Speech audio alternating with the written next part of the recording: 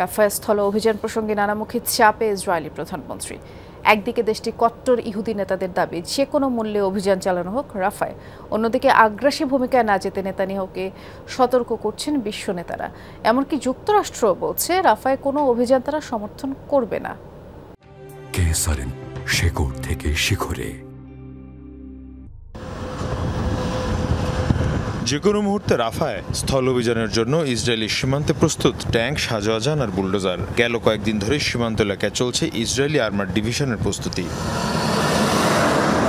বেশ কিছুদিন ধরে আলোচনা চলছে রাফায় ইসরায়েলি বাহিনীর অভিযান নিয়ে। বেনিয়ামিন নেতানিয়াহুর ওপর যে কোনো মূল্যে শহরটিতে স্থল অভিযানের বিষয়ে চাপ বাড়ছে প্রশাসনের পক্ষ থেকেই। একদিকে গাজায় অস্ত্রবিরতি, অন্যদিকে রাফায় স্থল অভিযান। কোন পথে যাবেন ইসরায়েলি প্রধানমন্ত্রী, তাই নিয়ে সৃষ্টি হয়েছে জটিলতার। যদি নেতানিয়াহু সমঝোতা করেন এবং রাফায় স্থল অভিযান না চালান, তাহলে তিনি জনগণের সাথে বেইমানি করবেন।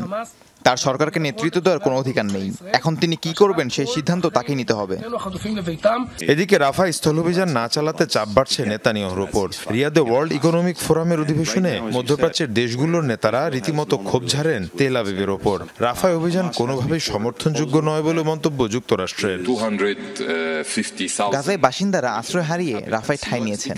লাখ লাখ মানুষ মিশরের রাফা ক্রসিং এর মধ্যে ছুটাছুটি করছেন। এই অবস্থায় যদি সেখানে স্থল অভিযান হয়, তাহলে দুর্ভোগ নরকের পরিস্থিতিকেও ছাড়িয়ে যাবে।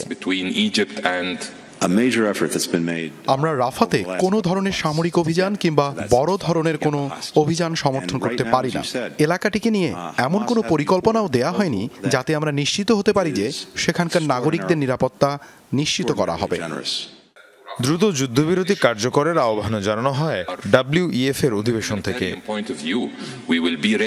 মীর মুশফিকা হাসান, যমুনা নিউজ।